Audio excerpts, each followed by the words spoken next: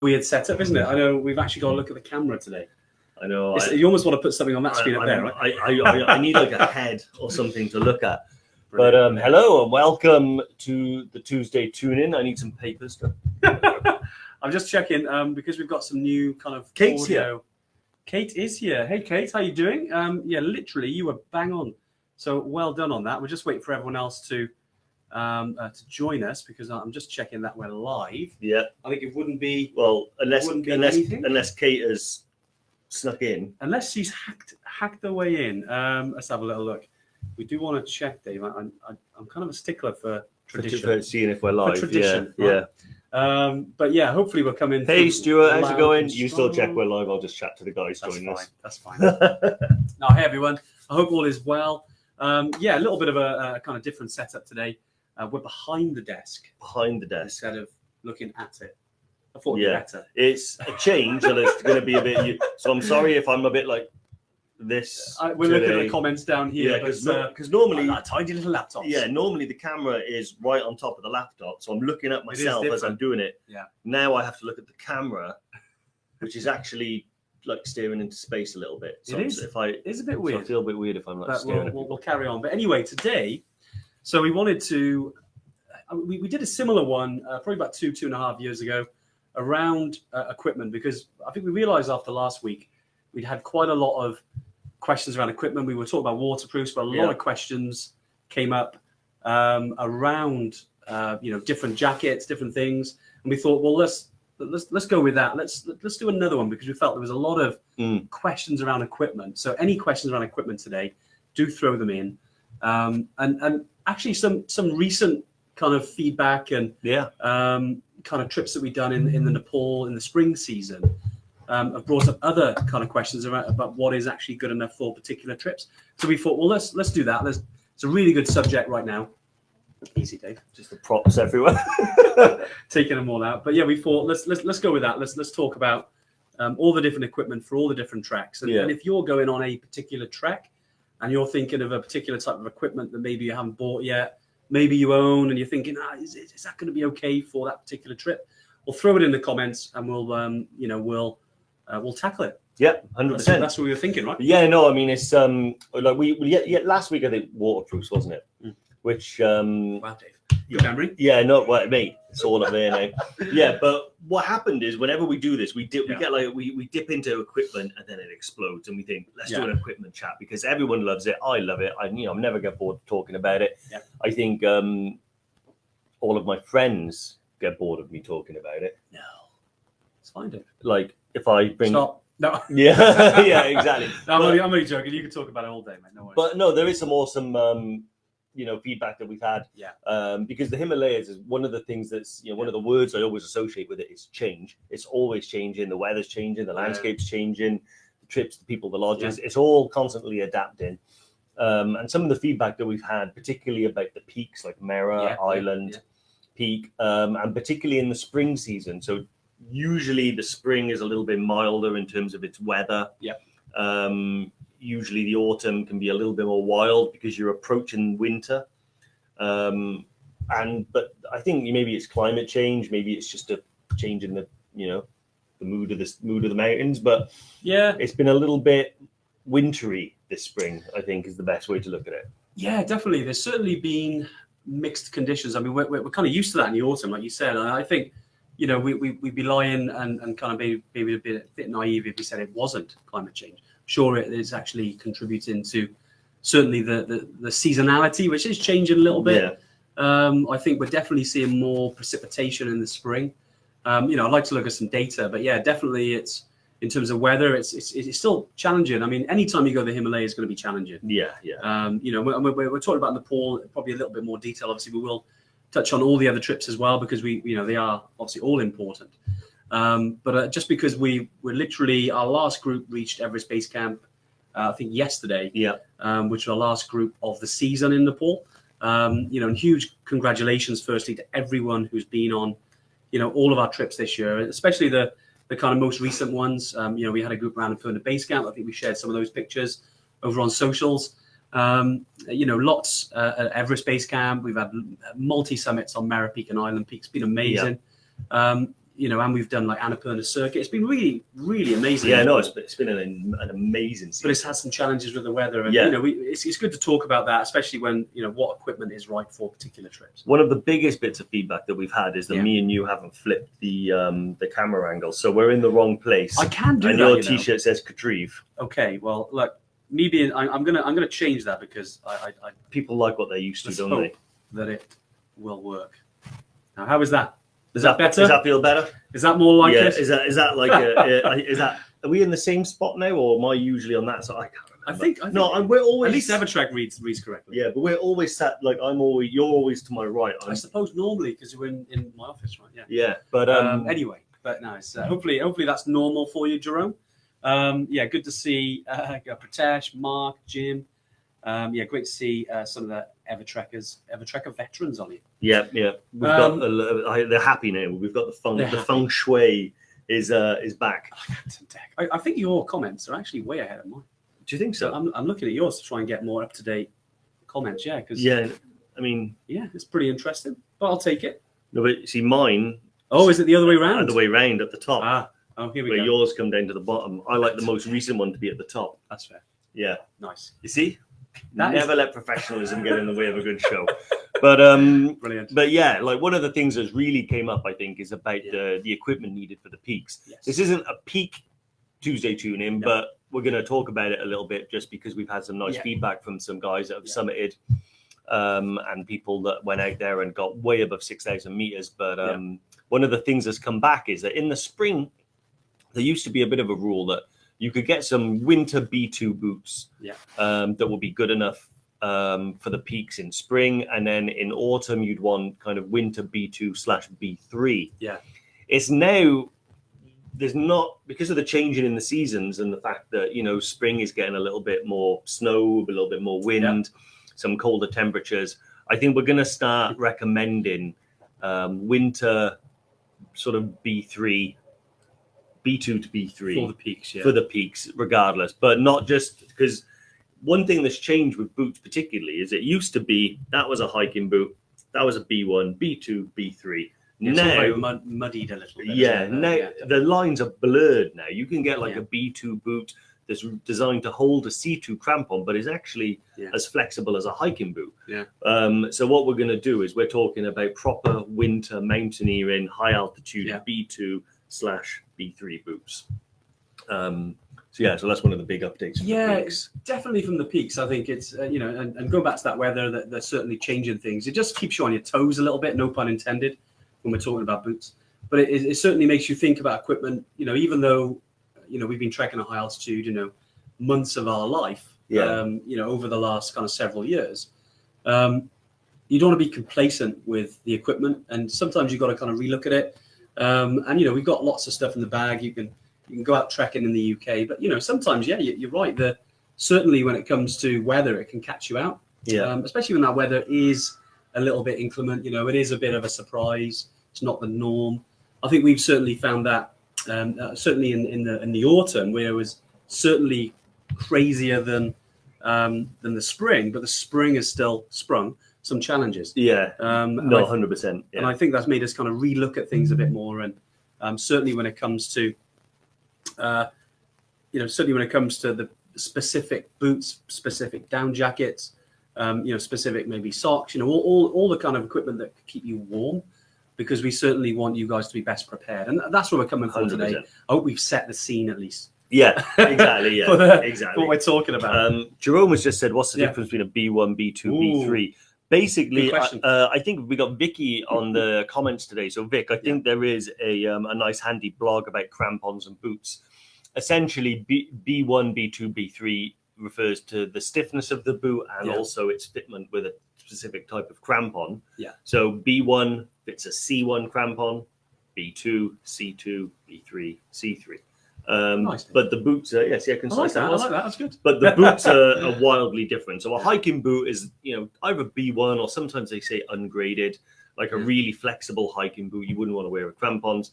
B1, just a snapshot, you'd have a toe cage on the front, heel cage on the back. B2, you have a toe cage on the front, but like a clip fitment. So there'll be a very pronounced like welt, they call it, on the back of the boot for the clip to go into.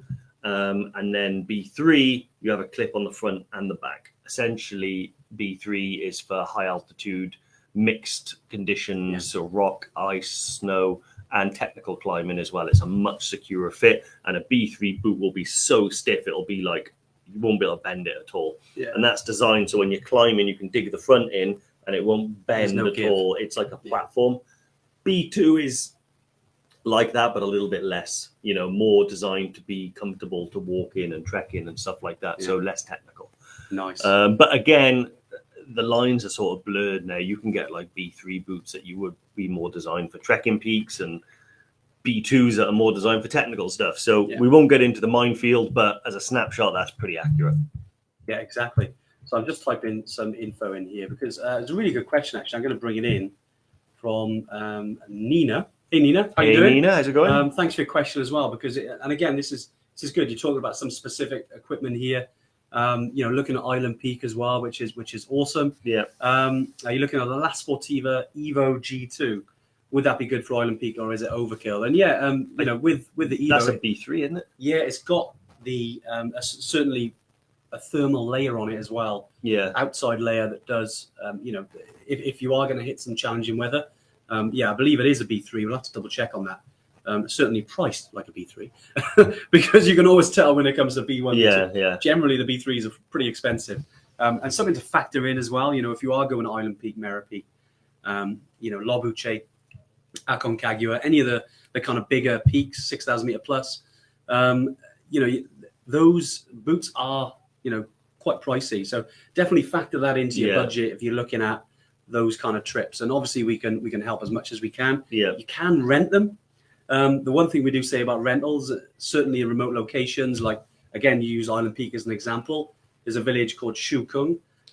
Is that, you know, availability is always a bit challenging, you know, especially with sizing. And also levels of quality vary massively on any rental equipment, just because of where you are. Obviously, we're trying to work on hopefully trying to improve that, but it's difficult where you are in the world in terms of having that level of quality. You know what I mean? Well, it comes in like sometimes it's very difficult for us to keep control on the quality and the standard of rental equipment. I mean, crampons, harnesses, ice axe, helmets, all of that stuff is top notch. It's more like the soft stuff, like, you know, down jackets, sleeping bags, and boots, to be fair, which are tricky to maintain because once they're used constantly all year round, being rented by different people, and they get damaged and used. So naturally, at the beginning of their rental life, they start really good, but then you've got to be lucky to rent them at that point, and then they're on that spectrum, and there is a possibility that you might rent them just as they're sort of nearing the end of their usability, and then you're a little bit like, that was a bit pony. So Pony. Yeah. Cockney rhyming. I'm trying to think. What is it? Pony and trap. Crap. Yeah. Okay. Yeah. Exactly. Yeah. So every day's a learning day, right? Yeah. Welcome to the. We should do one on. I love a bit of Cockney rhyming. Do you? You know, Some. I know. I used to work with a guy on a railway called Bill. He was proper Cockney. Okay. So he'd be like, "Let me a lady." Well, let me a lady. Lady Godiva. Fiver. Yeah, you know. Let me a lady. Any and this is a complete random. Any of your favourite Cockney rhyme, Cockney slang? Chuck them in the comments. Always interesting to see. If there's any. Wonder if there's any trekking or mountain relevant ones. Good point.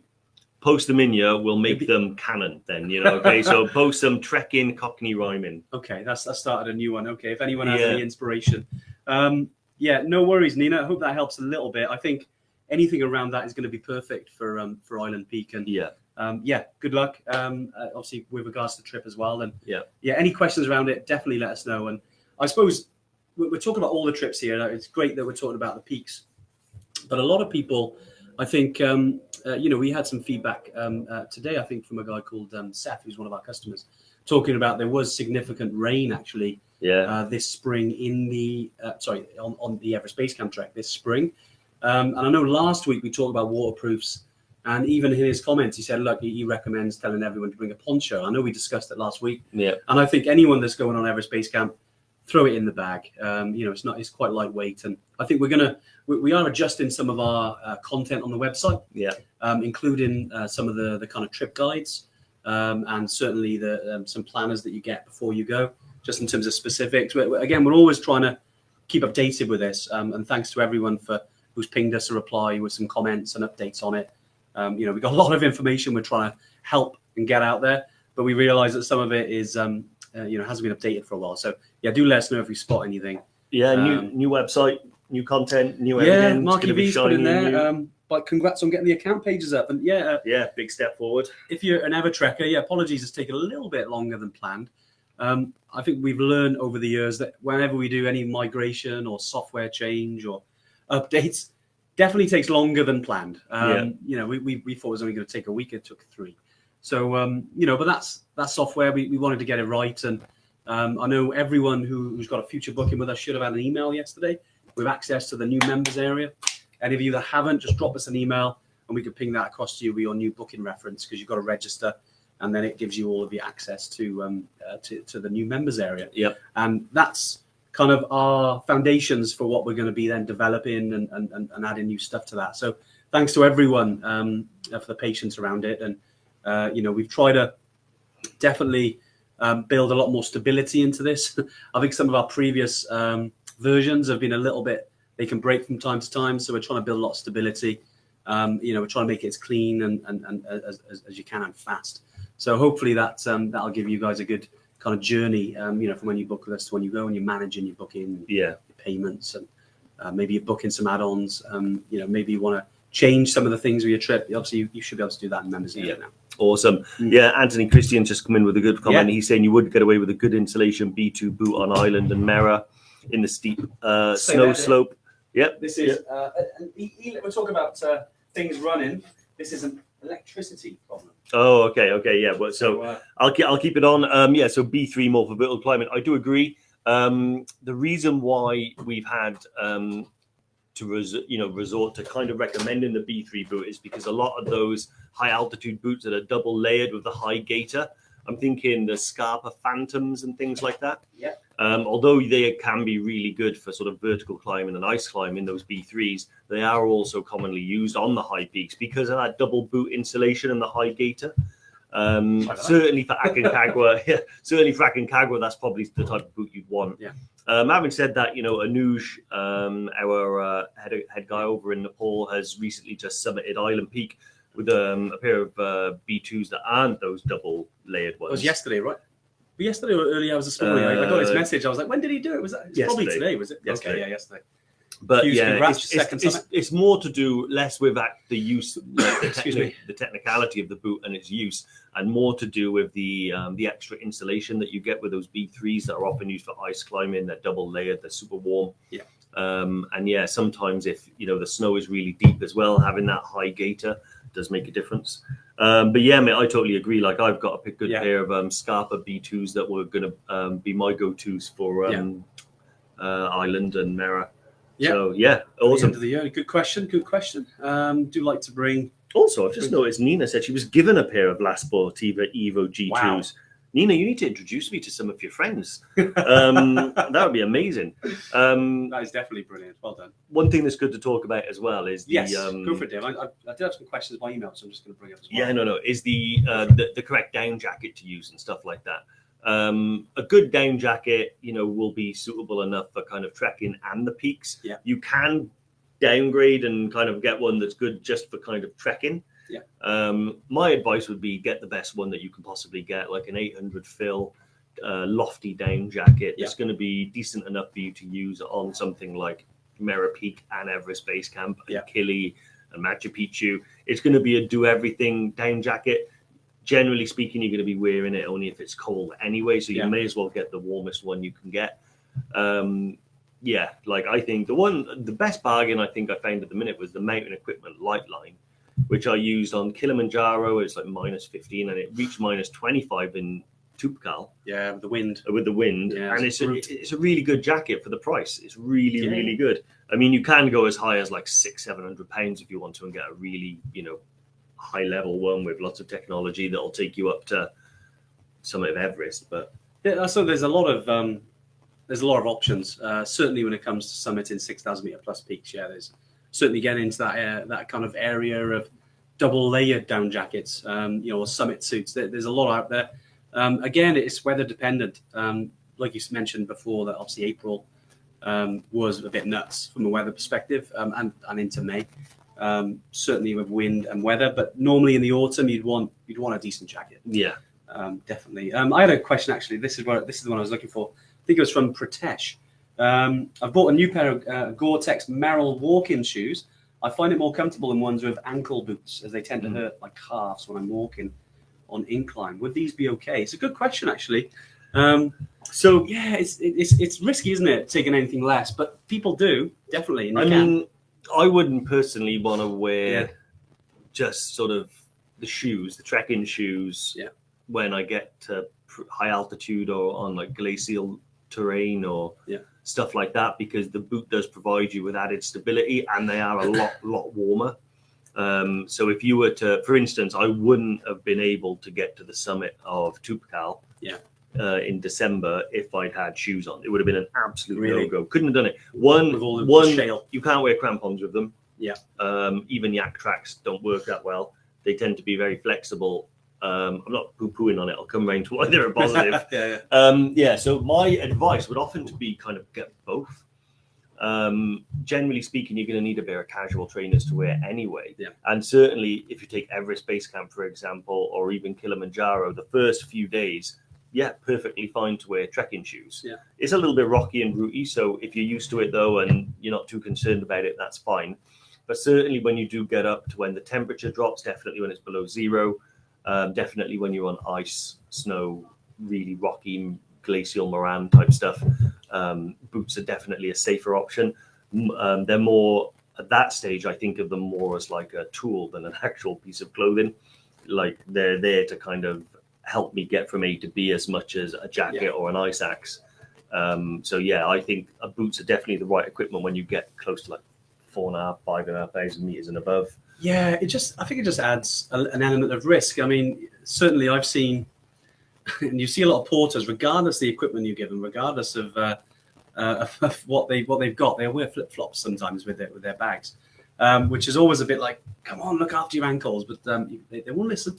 But then we do have some customers as well that just maybe into their trail running, they don't really like wearing boots, and it's I mean all that we're telling you is advice, like none of it is mandatory, and but I just think from our experience of all the treks that we've ever done and all of our ever trekkers have done, it just gives you that extra layer of protection. But you're right, if your calves are hurting, when you're on inclines because of it, and so you're trying to weigh up then the balance versus the comfort versus the risk. It's definitely a personal choice. I wear my Meindl Bhutans. I've kind of worn on probably half a dozen treks at high altitude, and I really enjoy them, and because they do provide me a little bit of support, so I may be taking a few more risks when I'm confident I'm jumping from rock to rock or something like that, and sometimes and again everyone's different with this, and if you're kind of walking long distance, and I've done this like the Glencoe Challenge, which is fast approaching now. I know a lot of ever trekkers, including Jim, is going there very, very soon.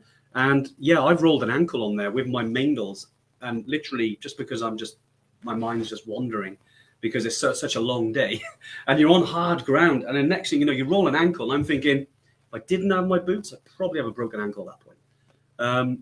So if you're a person where your mind wanders, where you're thinking when you're in nature, and that kind of happens, then maybe best getting some boots. But it's definitely a personal choice, mate, I'd say. Also, have a look into somehow the way you lace your boots can make a big difference with how they put strain. If they're tied too high and too tight, then it certainly can put strain on the calf. So do a bit of research into lacing boots, and I'm sure you'll find it. Sophie Draycott doing Kili in October this year, first experience of significant altitude. Any advice on kit would be great. Looking at the new Osprey Hike Like 32, would this be okay? I just checked it out while Andy was chatting, and yes, it'll be fine.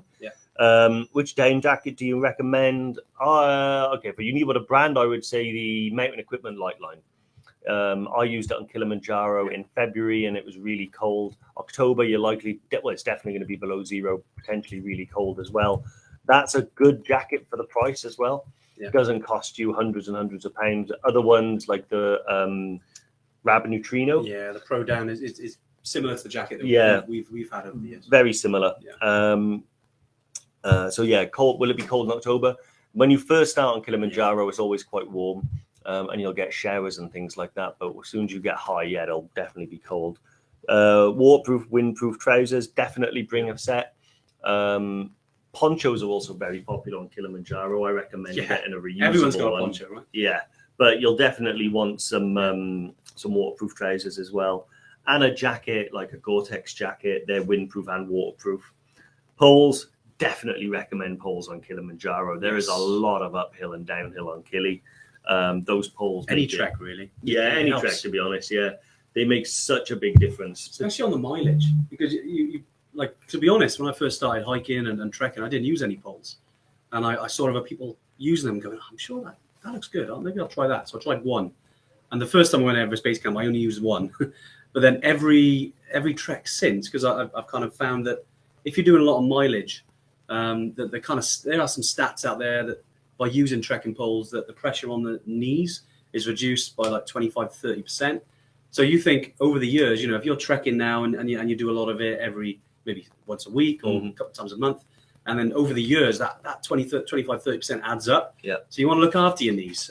So I'm thinking, I use them now, even on if I go maybe the Horseshoe Ridge in Banau Brycheiniog or Brecon Beacons, it'll be let's get that in. Yeah. I'll still use it on that trek, even though it's classed as a relatively easy walk. But again, because of the mileage, like this weekend, myself and Dave are heading up to Scotland to do some trekking, and we'll be using them there because again, 100%. looks after your knees. I use them all the time now, especially just mainly for the downhills. Yeah. You get so much of a, like uphill is not, they're handy to have, but downhill is where it's a lifesaver, I think, anyway. Definitely. Good. I'm going to bring this in from Jerome as well, because I think it's a really good point. But also it's good discussion around it. I got a good quality down jacket, used it once, way too warm. Yeah, Jerome, I think when it comes to down jackets, certainly like any piece of equipment, there's times to use it, there's times to not. I think for me, I'm in that boat. When I don't really trek or do physical exertion in a down jacket. Sometimes you've got no choice when it's really, really cold, especially like that night on Kili, maybe the Toubkal summit, during winter, is that, you've got no choice. And then you're certainly not going to be too warm. But yeah, certainly with the jackets, there are different levels. Like you can get, like we talked about the RAB, what was it called? The RAB Neutrino Pro Down, which is, I think, 800 fill, which is significant. There's a lot of down in there. Yeah. But you can get something like the RAB Microlight, whilst we're talking about RAB, which, is really good, and you could probably hike in it a lot more than you could the other one. Yeah. But when the push comes to shove, if it gets really cold, the one will certainly look after you better than the other. Because the RAB Microlight, it is light. It does keep you warm, but nowhere near as much as like an 800 fill jacket. Yeah, no. So it's getting that balance and choosing what to hike with would be my comments on that. Anything else? No, I'd agree with it. I think when it comes to sort of trekking in a down jacket as well, it usually has to be really cold. Yeah. I find I get far more comfortable by wearing just like a mid layer and then like a Gore-Tex jacket.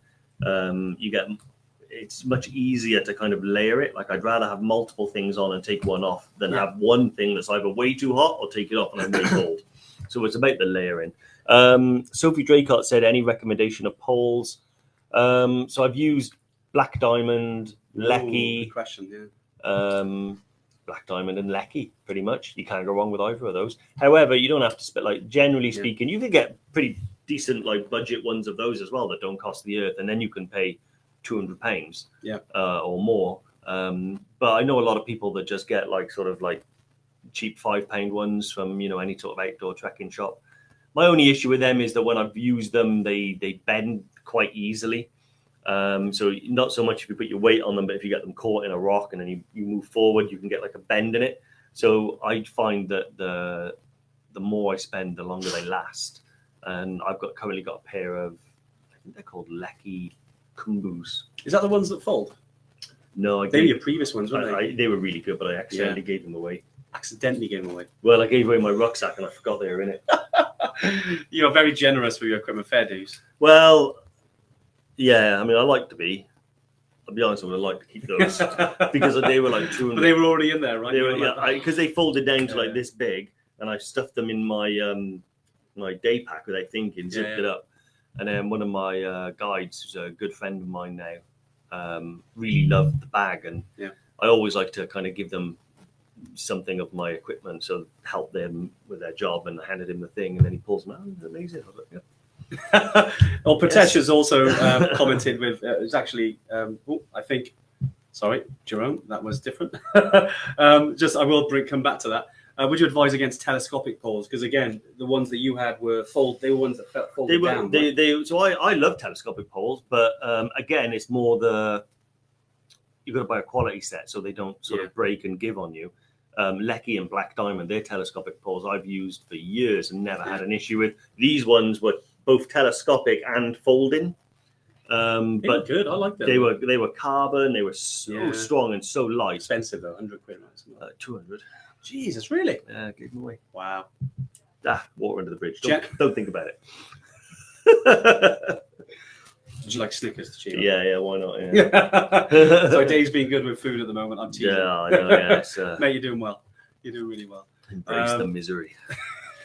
Were you in the gym this morning, smashing it? Gym this morning, cycling tonight. Good man, good man. Just reading some of the comments here. A lot of love for the light line. I like it. It's a great jacket. It's because it performs so well, and yet 230 quid, maybe something along those lines. You get it cheaper now. Maybe cheaper than that. Yeah, you're right. £80. I mean, honestly, for the money, I've not found a jacket that's performed as well. It's perfect for the trekking trips and most of the peaks. Like I've used it on Kilimanjaro, Mount Toubkal, some stuff in Scotland, base camp. It's been perfect. Kalapatar. I suppose, it's multi-use, isn't it? And what Jerome said earlier actually was around like hiking in a down jacket can be really warm.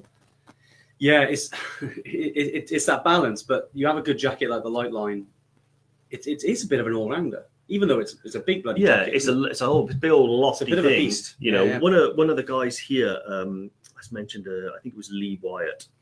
The Jotnar's flagship down. Really interested. Hey Lee, how you doing? Really interested in the. Sorry, I looked down there, then I realised I'm getting used to the camera. Yeah, exactly. I keep doing it. The Jotnar kit. Let me know what you think of it, mate. I mean, he says it's the warmest thing he's ever had, and I'm really interested in it. They're pretty high end. It seems. I've not. Jotnar, is it? Or Jotnar. Jotnar. Well, I know they're a UK company, but I know they do play on the Scandinavian name. Yeah, but I heard they're really good. Yeah, really good quality. Good range of stuff as well. Yeah, I'm gonna check out that kit. I'm gonna buy some stuff for this. I think I need a new waterproof jacket, so I think I might get a Jotnar waterproof jacket. Yeah, why not? Let's have a little look. Just looking at, I think Emma asked a really good question actually. No, I think it was. Sorry, it was a couple of Ever Trekkers. I think it was Chris as well and Emma. I've brought Emma's questions in just because it was there. I missed it too. What size day pack, please? And I think Chris asked the same one in terms of. Sorry, I might have missed it. If you haven't missed it, we'll talk about it now. Yep. When it comes to day pack, I mean, on any of the what we class kind of mid difficulty trek to the challenging ones, you're essentially going to need some sort of day pack, for the day. Just with your snacks, your water, maybe going back to Light Line, maybe you could pop that in there if it gets a bit cold. Normally, we'd say anything from kind of like 20 to 35 litres is kind of, I would say, recommended. I mean, anything around 30, you've got enough kind of space. Some people do go up to kind of like 60, but to be honest, I think it's a bit big for, for trek, because you'll have your duffel bag with all of your gear in anyway, and that's where you want to store much of your gear. And you don't want a big bag, because I think human beings, we kind of fill our space, don't we? And I think the bigger bag you'll have, you'll probably put more in it, and you want to make life for altitude as easy as you can. So you want to get your bag as light as you can. Obviously Osprey, one of our partners. Let's talk about the new members area. There's a little link in there. So if you click on it, you'll get 20% Osprey discount. Do have a little look at that. If you want an Osprey bag, I mean, we both got Osprey bags. We know probably 90% of Evertrekkers have used Osprey. So very, very useful. And their range goes from like all the way from like trail running all the way up to, backpacking. But for your day packs, aim for something around 30 litres. You won't go far wrong. Yeah, perfect. And Lee Wyatt said they do Yotnadu, great great waterproofs. He did a Welsh 3000 in it. It was nice. bone dry. And I definitely want that code. Lee, you teased us last week with this code. I'm still waiting. No, I'm going to drop Lee. Lee, I'm going to email you after the tune-in. So I'm sure we've got your email somewhere, haven't we, on the system? If not, you'd think so, Lee. If not, it's dave@evertrek.co.uk. But I will also email you. 100%. Emma Reed Chalmers. I almost said Chambers. Oh, I haven't messed up a name in ages, have I? Wow, mate, that was almost a beer find. Yeah, what snacks for EBC Trek? Yeah, good question. Personal one as well. So if you're asking me, generally speaking, I got a couple of packs of beef jerky that I brought from home just so I can get some meat. But not everyone cares. Yeah. And also I've done loads of treks, so I haven't bothered. But really, the snacks is kind of a personal thing. So generally speaking, I always say, bring some stuff that's going to give you energy, but also bring some stuff that's going to up your morale as well. Yeah. So what's your favorite snack? You've had a hard day, you're not feeling great, you're a bit sad, you go into Tesco's, what you leaving with? So okay, now don't, like maybe a 12-pack of beer and, but, whatever chocolate bars, whatever sweets, Haribos, Tangtastics, beef jerky, whatever you can, is really good. Nuts. There's a lot, nuts. Yeah, there's a lot of places in Namche. So generally what I try and do is I get my basics in Kathmandu, things I'm not 100% sure I'm going to get. But anything like sort of Snickers and cereal bars and stuff like Cliff Bars. We get told off by Rosie if we didn't mention Cliff Bars. Oh, yeah, Cliff Bars are really good. I actually had one before I came on. You did actually, didn't you? Yeah. You didn't want the Snickers bar? No, I'm all right for Snickers at the minute because that is a problem. Like, if I talking about snacks, I do actually take some of these with me. I kind of as I bring this in, I'm expecting B.A. Baracus to come in on a tank and eat one of these. Yeah, I'm on Mars now. Really? I've moved to Mars. I like the Mars part. But yeah, so anything like that is going to be really good. You'd be surprised how much all your snacks actually weigh.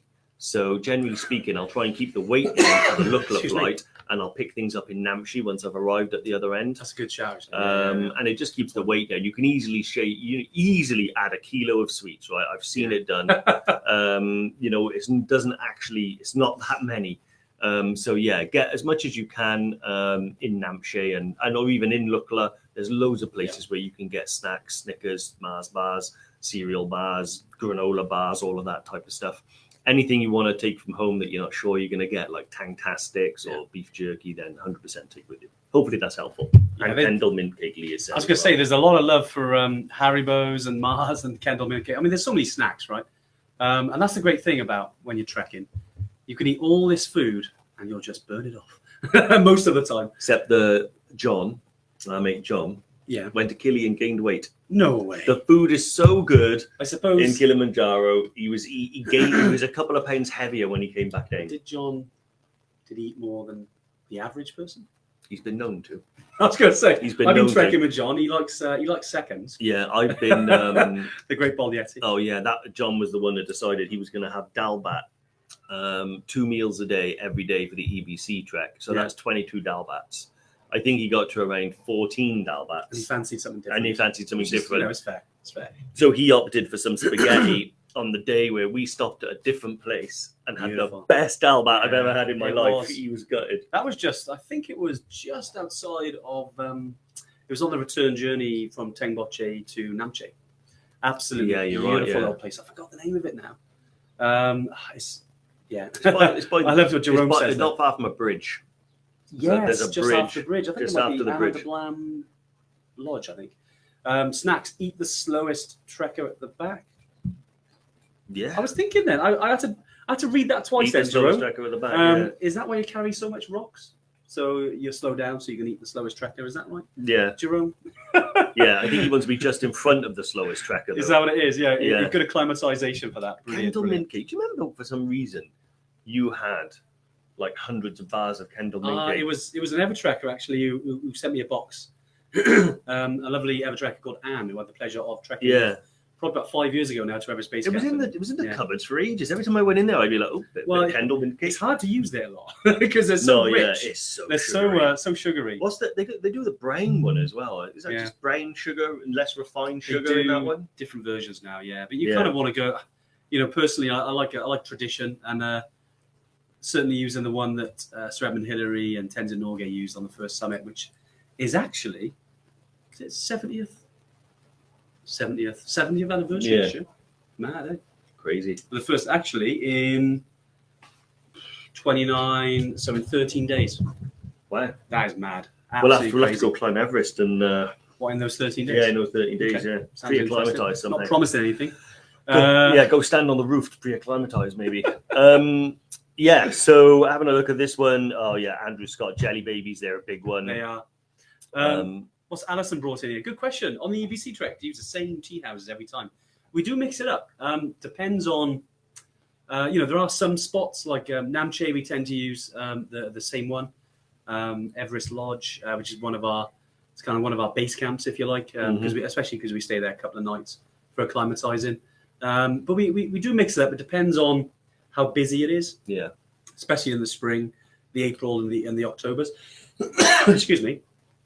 During that time, there's a lot of trekkers, and we are quite kind of flexible where we stay. And sometimes we have kind of big groups that are out there, multiple groups on a similar day. We could have 2 groups going to base camp at the same time as 2 groups go into Gokyo Valley or 3 passes.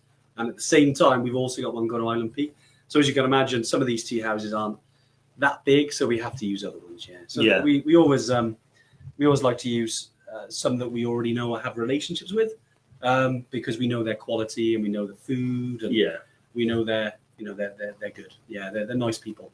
And certainly have either worked or have connections with our operation, and in terms of having guided for our operation, because they've been going for a lot longer than us. Out in Nepal, who we work with, and very, very proud to use them as part of the Evertrek team. Yep, awesome. So if I was to ask you then, and what? Sure. So you're going on a trek, forget the basics, like boots, jacket, you've got all that stuff. Okay. What's the one bit of kit that you're gonna, what's the most important bit of kit? They're gonna check is good enough, right? Yeah, outside of the basics. One bit of kit. So what would you, let me say this, you're on your way to the airport, you realised you forgot it, what's the one bit of kit you turn back for? Ooh, what would I turn back for? That's a good one, because most of the time I wouldn't turn back. Yeah. I just leave it and get on with it and work it out. Yeah. But actually, I suppose I do like, I think if my boots, if I left my Meindls at home, I could probably get away with buying another pair. But, you get attached to your boots, especially because if they're ones that you've used on multiple trips, like these Meindls I've got, actually, I think they've got Summit, 2 Kili and 2 Everest Base Camps in them. Yeah. So it kind of attached to them. They got memories, That being said, also probably due for a new pair. Every pair of footwear that you ever have, you lose a loop. Well, do you remember I talked earlier about rolling the ankle? Yeah. The concept. You roll a lot of ankles, didn't you? It's silly, isn't it? Yeah. It's silly. Oh, over the years. I have to tell the funniest story.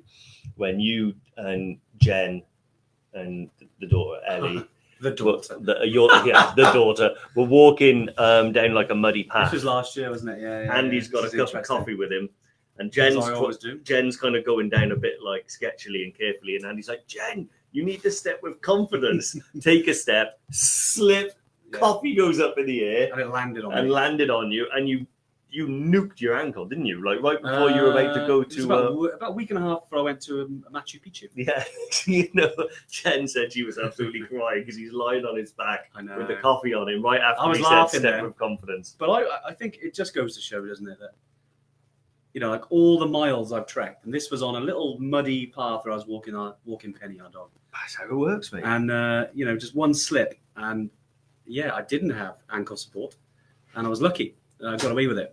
But certainly got kind of what was coming to me by telling someone else what to do, and then I bloody slip. Yeah, but it just goes, swallow that. That's always when it happens. I know. Like, like most accidents happen right after someone says, "Watch this," and is that what it is? That's when it goes wrong. Emma has said, for EBC, would it be useful to take gifts, colouring pencils, books for children? Good Yeah, question. absolutely. Good question. I mean, anything you want to bring for the kids up in the Kumbu area is absolutely wonderful. Lots of people bring like stuff like toys or sweets or bouncy balls or anything you want. Anything, gifts. they absolutely love it. Bring them the gift of a smile. Yeah. They do like to smile. Yeah. And afterwards they're like, any sweets? Any sweets? That's funny. So they love sweets and things like that. So generally speaking, when we're in the villages and stuff, I'll have a pocket full of like sweets and stuff like that. Hand them out. But lots of other people bring pens, pencils, colouring books, anything like that. Wonderful. Yeah, exactly. And really appreciate it. Anything you bring, is such a positive thing. And especially after the challenging couple of years that they had in Nepal. I mean, every country, anything that you can give and bring. We've had some Evertrekkers bring some laptops over, which we've kind of utilised in some of the team and some schools and things, and which is like wow. And not that we're asking for this, but anything that you do want to give is massive thanks from us.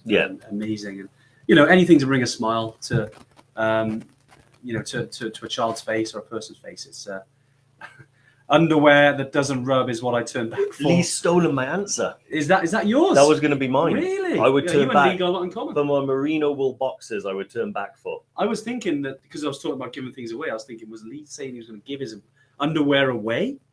No, that's one thing I think that's personal. You wouldn't give that away? No, I wouldn't give it away. That's fair. The icebreaker merino wool, it's like £35 a pair, man. I ain't giving them away. Okay. But my merino wool boxers and socks is what I would turn back for. Yeah. 100%. I just can't imagine like trekking without them. It would just be a nightmare. Yeah, well, so that would be your one thing then. And I suppose because we've got about 10 minutes as well, just if you want to throw any more questions in before we kind of finish up today. And I know we've gone on many tangents about different things and, thinking about equipment and the different kind of levels there are on any of the trips. If you ever want to check a piece of equipment, just ask or put it in the Evertrekker Facebook group. Yeah. Or you can just, if you're coming on one of our training weekends, we still got some spaces, by the way, for August. Yeah. I think we've got about 4 or 5 more spaces for that. So if you'd like to join myself and Dave, do jump on. And again, if you're talking about certain equipment, you want to bring some with you. Yeah. So, obviously sometimes we can do it like this, but also as well, you can bring it with you and you can, we can have a look ourselves and say, right, okay, that looks good. And certainly we'd, we give our opinion on whether we think it's good. And we hope then that gives you a little bit of an idea. And there's a lot of equipment out there. We don't know about every jacket or every boot. It's hard. We'd like to test them all.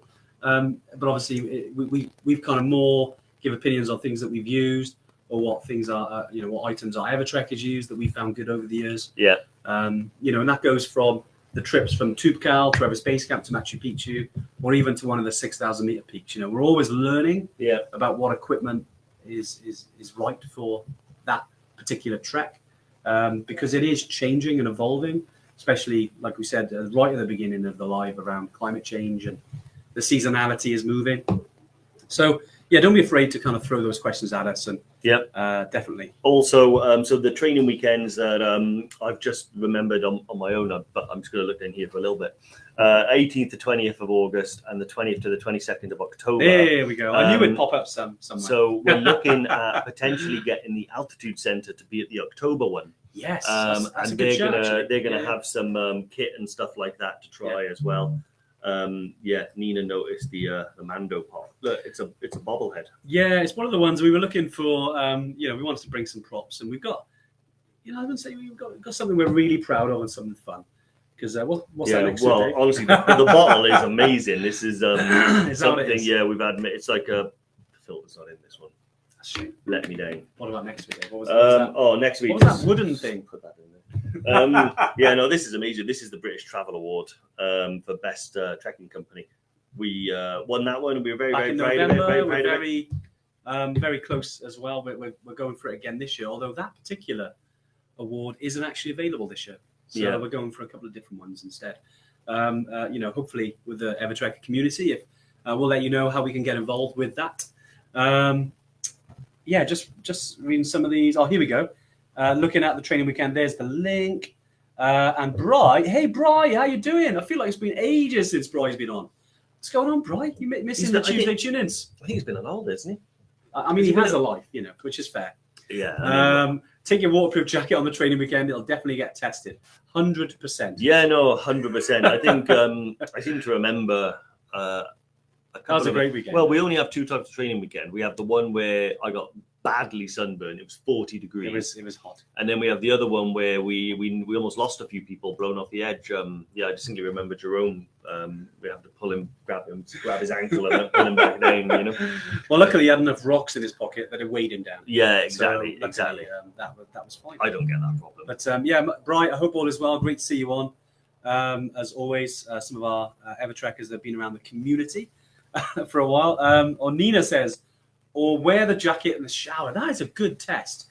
Although, yeah, I mean, I'm not saying I'd recommend it, but I mean, you know, go for it. Let us know how you get on. I think there is a place in, I think it's Leeds University, where they have this wet room where a lot of companies go and test the waterproof nature of their jackets. They do, yeah. So it's like pumped into this rain room at a certain rate. Right. And when the fabric like lets it in, that's your fail point.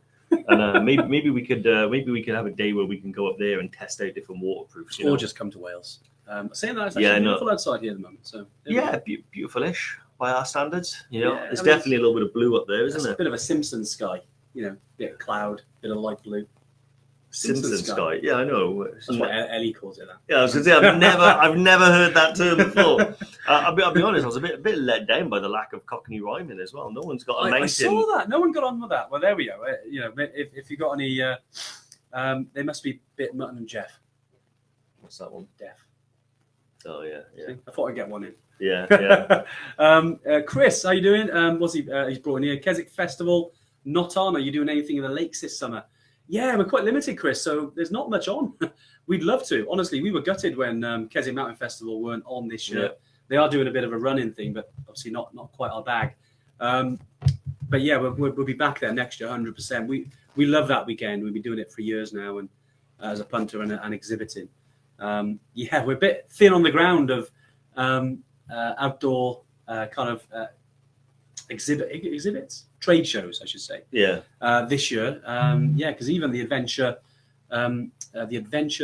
travel show in London has changed a lot, and yeah, could be pushed into next year. So we'll see. Yeah. Hopefully, we'll see how it goes. But if not, we'll definitely be there. Yeah, no, I'm going to miss it this year. Love Keswick. Great. I know. It's always a good laugh, isn't it? Yeah, no, really enjoyed it. I mean, there's the adventure travel show at the end of the year, but I actually think me and you were away for it. Yeah. Well, you know. Maybe we'll do it from the mountains. Yeah, well, we could just get like an iPad with our faces. Should we just get cutouts? Yeah. Well, the guys might be there. We'll see how it goes. But right, Dave, I think we're coming to the end now. Unless there's any other questions come in. No, I can't see any that we've missed. If we have, you've got a minute or two to put them in. Oh, hang on. Have you ever thought of doing a seminar at the beginning of each year for the upcoming trips for people? To come and meet and ask all questions. Well, that's the training weekend. That's the training weekend, Mike. Yeah, so we do about. Hey, Michael. We do about 2-3 a year, something like that. Usually, we don't do 2 a year now. We used to do a lot more, but we found that it's better with the accommodation we use to get some more people in. Yeah. And that is exactly. I mean, yeah, you mentioned seminar, but it's more of a. We kind of find it's more personal. Yeah. With regards to meeting and talking about trip, we have a whole weekend to do it on. Yeah. So certainly, if you want to join the training weekends, we'll definitely have that. If you do want more direct, kind of again more one-to-one, kind of not coaching as such, but certainly, try and get my words out now. More direct sort of one-to-one support. Then don't forget about the Summit Zone as well. Yeah. We do have. I know you had the. Was it the group coaching call last night? Group coaching call last night, yeah, really some good. Of the Evertrekkers. I know there was Sue, who was back from. Sue, Marky B, Richard, yeah. I say big part of the Evertrekker community, but yeah, don't forget about that as well. But certainly, Michael, it'd be great to have you come on the training weekend. And there are some new things coming relatively soon that we will be in touch with the community about, which might be similar, but I'm not going to spoil it. We will tell everyone when that's kind of organised. Yeah. But yeah, definitely, we'd love to see you at training weekend, and we can get all those questions answered for you, mate. Definitely. Yep. Marvelous. Jim, you don't need a wet room in Yorkshire. Just get on the Pennines Way. That sounds I've never done much hiking around there. I'd love to get back in there, definitely. Yeah. It's actually really good. Awesome. Typically, there's other questions. I think Daniela, Dave, do you want to get that one? If I book EBC with you guys, is heli back an option? Ooh. Or potentially, yeah. It's not something that we kind of overly advocate because we'd like people to do the whole trek start to finish. But sometimes people have time constraints, or they just want to do it that way. They want to reach EBC.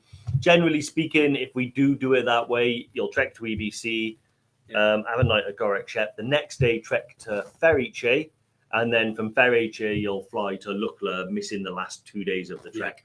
The reason why we do it from Ferice, it's a lot easier for helicopters to get there than Gorek Shep. Generally speaking, Gorek Shep is for like evacuees and stuff like that. Yeah. But yeah, something we can look into. Drop us an email. I'm sure we can work something out for you. Yeah, nice. There's always, some of the lodges do it themselves as well in terms of advertising, and obviously we can't control the costs of them. But yeah, there are options for it. But what Dave said there is right. It's good to, unless you have got need evacuating or you want to get back for flights and things. It's always good to do the return journey. Yeah, at least once. It's good to go there and back again, right? But no, honestly, we're really flexible with things like that.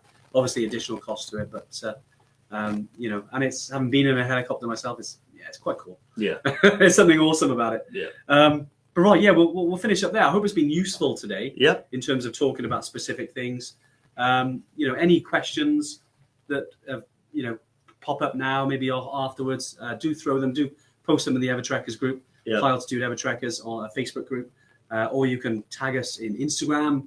Don't forget to tag us at Evertrek UK or hashtag Evertrek, or just drop an email and we'll get those answered for you. But I hope it's been useful. Awesome. Yeah, no, I find it very useful. Drop Lee an email in a minute. Get some discount. Great stuff. Well, thanks for joining, guys. We'll see you. We'll see you again next week. Take it easy. Bye. Bye.